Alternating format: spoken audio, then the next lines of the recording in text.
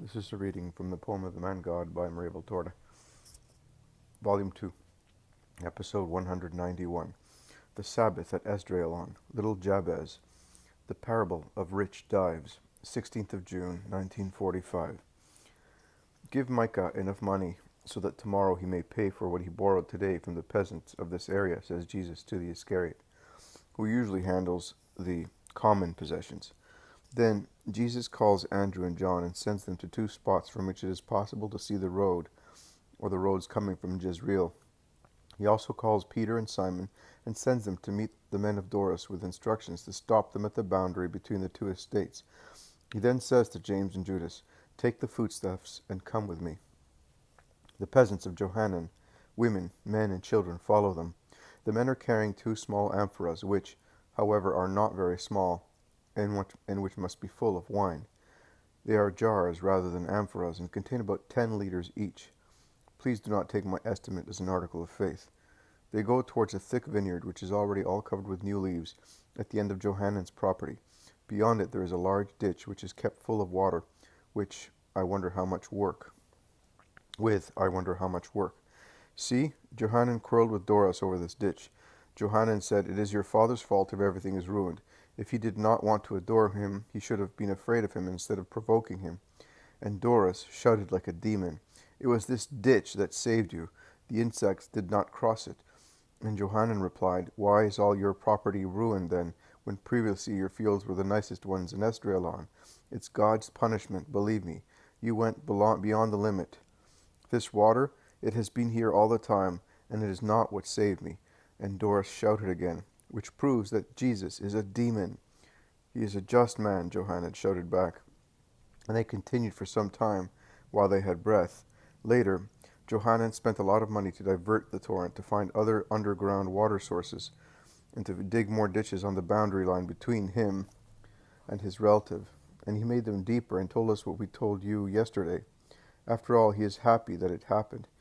He was so envious of Doras. He now hopes that he will be able to buy everything, because Doras will end up by selling everything at a very low price. Jesus benignly listens to all the confidential information, while waiting for Doras's poor peasants, who arrive without any delay, and prostrate themselves on the ground as soon as they see Jesus in the shade of a tree. "Peace to you, my friends. Come here. The synagogue is here today, and I am your head of it.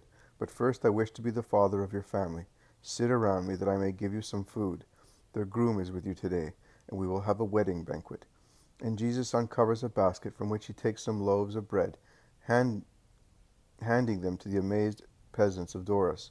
From another basket he takes the foodstuffs he has been able to find, cheese, cooked vegetables, and a little kid or lamb, cooked whole, which he divides among the unhappy men. He then pours out some wine and hands round a coarse chalice so that everybody may drink. "Why all this? And what about them?" asked Doras's men, pointing to Johanan's men. "They have already had their share." "All this expense, how could you do that?" "There are still some good people in Israel," replies Jesus, smiling. "But this is Sabbath." "Thank this man," says Jesus, pointing at the man from Endor. "He got the lamb. It was easy to get the rest." The poor men devoured, it is the right word, the food, the like of which they had not tasted for a long time. One of them, a rather elderly man, is pressing to his side a boy about 10 years old. He eats and weeps. What is the matter, Father?" asks Jesus. "It's because your goodness is too great," the man from Endor says in his guttural voice. "That is true, and it makes you weep. But the tears are not bitter ones." "They are not bitter, that's true. And then, there is something I would like. My tears express also a desire." "What do you want, Father?" "See this child? He is my grandson. He was left to me after the landslide of last winter. Doras does not even know that he has come to me, because I have to let him live like a wild animal in the wood, and I see him only on the Sabbath. If he finds out, he will either drive him away or compel him to work, and this tender offspring of mine will be treated worse than a pack animal. At Passover, I am sending him to Jerusalem with Micah to become a son of the law, and after, he is my daughter's son. Would you give him to me instead? Do not weep. I have many friends who are honest, holy, and without any children. They will bring him up in a holy manner, in my way. Oh, Lord, that is what I have been wishing for since I heard of you. And I prayed that the holy man Jonah to save my grandchild from this death, because he knows what it means to belong to this master. Child, would you come with me? Yes, my lord, and I will cause you no grief. That is settled. But to whom do you wish to give him? Asks Peter, pulling Jesus by the sleeve. Also this one, to Lazarus?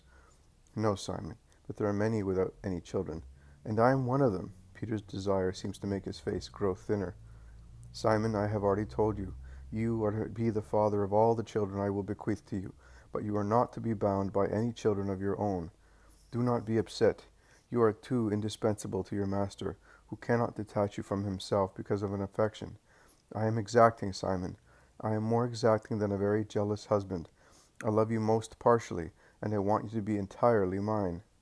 All right, my lord, all right. Let it be done as you wish. Poor Peter is really heroic in adhering to Jesus' will. He will be the son of my dawning church. All right? He will belong to everybody and to nobody. He will be our child. He will follow us when distances will allow him to, or he will come to us, and the shepherds will be his guardian.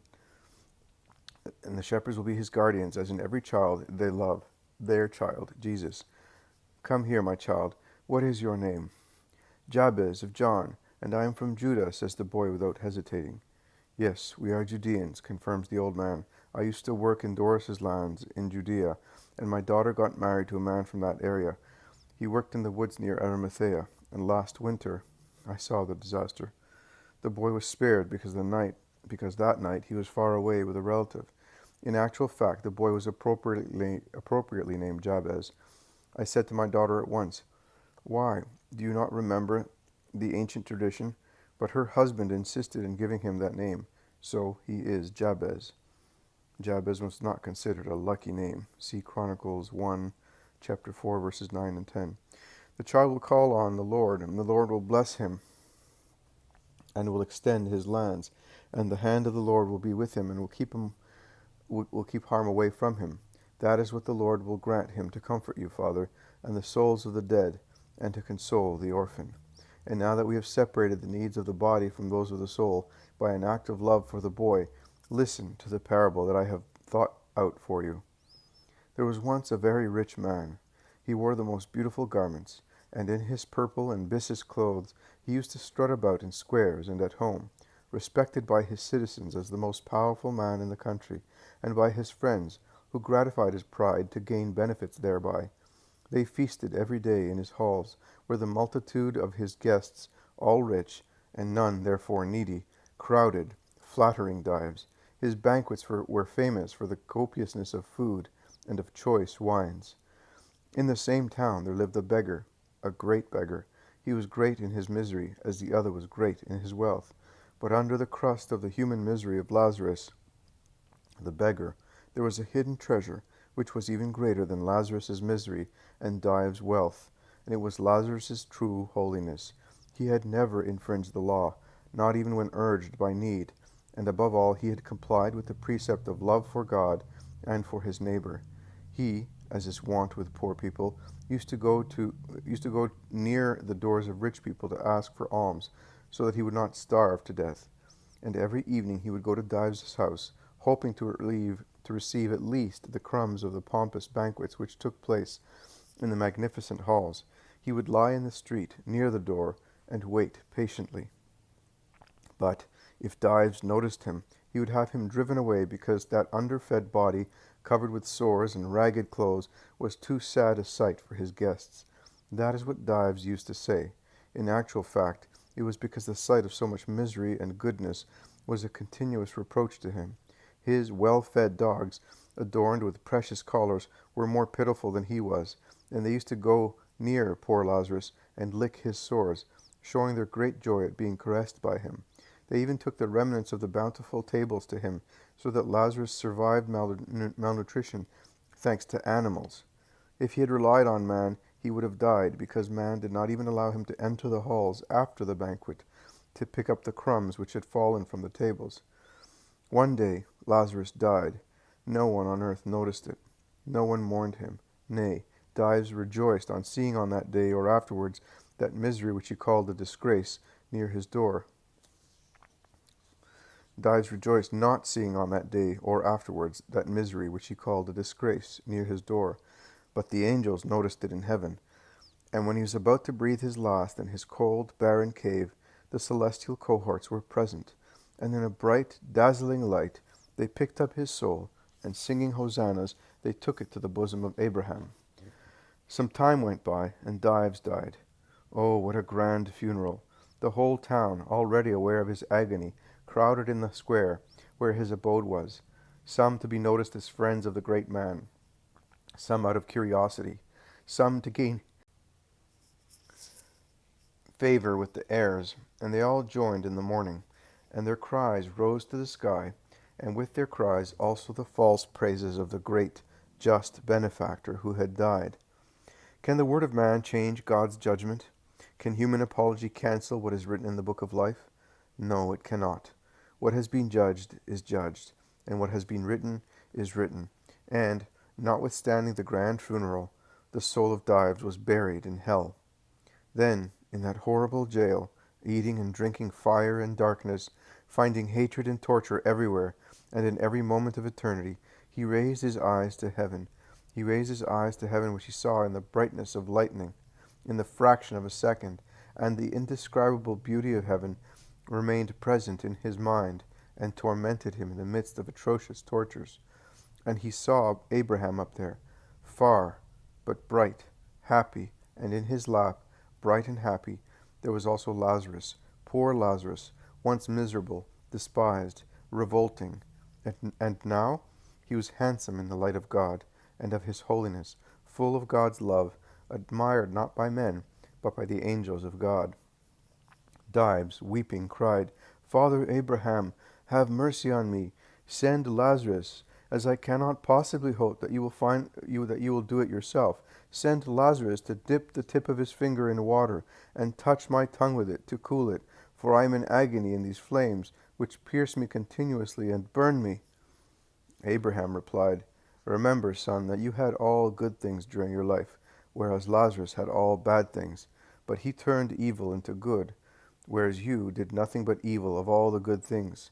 It is therefore just that now he should be comforted here, and that you should suffer. In any case, it is not possible to do it. Holy people are spread over the earth, so that men may take advantage of them. But if notwithstanding all the opportunities a man remains what he was, in your case a demon, it is useless to make recourse to saints. We are now separated.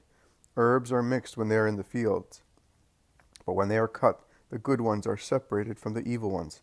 That is what happens to you and to us. We were together on the earth, and you rejected and tortured us in every possible way. You forgot us, acting against the law of charity. We are now divided. There is an abyss between you and us, and those who wish to cross it and come to you cannot do it.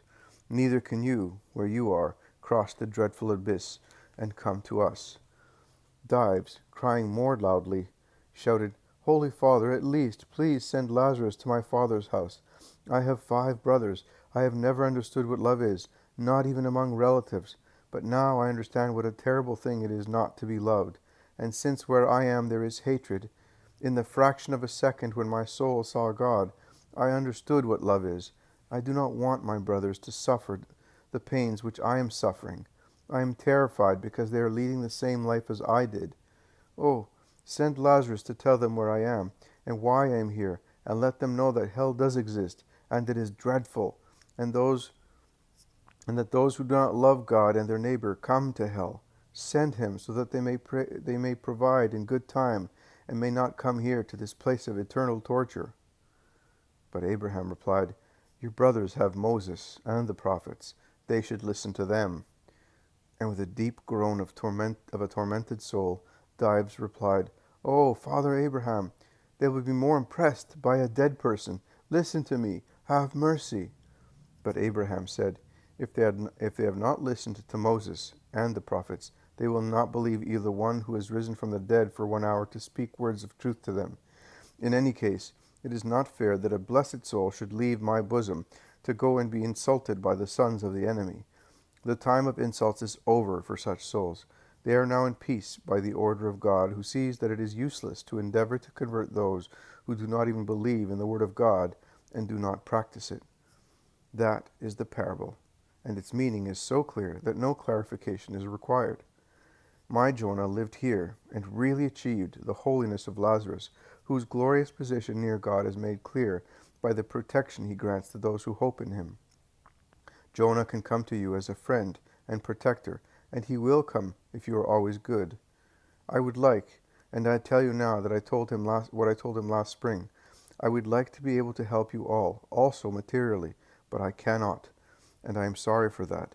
I can but point heaven to you.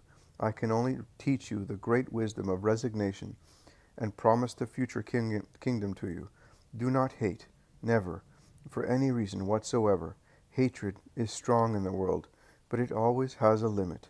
Love has no limit of power or time. Love, therefore, to possess love as a defense and comfort on the earth. And as a reward in heaven, it is better to be Lazarus than Dives. Believe me, believe it, and you will be blessed. In the desolation of these fields, you cannot hear one word of hatred, even if facts could have justified it. Do not misunderstand the miracle. I am love, and I would not have struck. But, seeing that love could not bend cruel Dives, I abandoned him to justice, which avenged the martyr Jonah and his brothers. This is what the miracle teaches you, that justice is always vigilant, also when it seems to be absent, and that since God is the master of creation, in pursuance of justice, he can make use also of the least beings, such as caterpillars and ants, to punish the hearts of cruel and greedy people, letting them die choked by a regurgitation of their own poison. I bless you now, and I will pray for you at every dawn.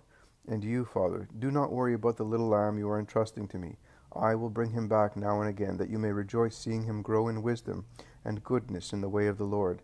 He will be your lamb of this poor Passover of yours, the most pleasing of all the lambs offered at the altar of Jehovah.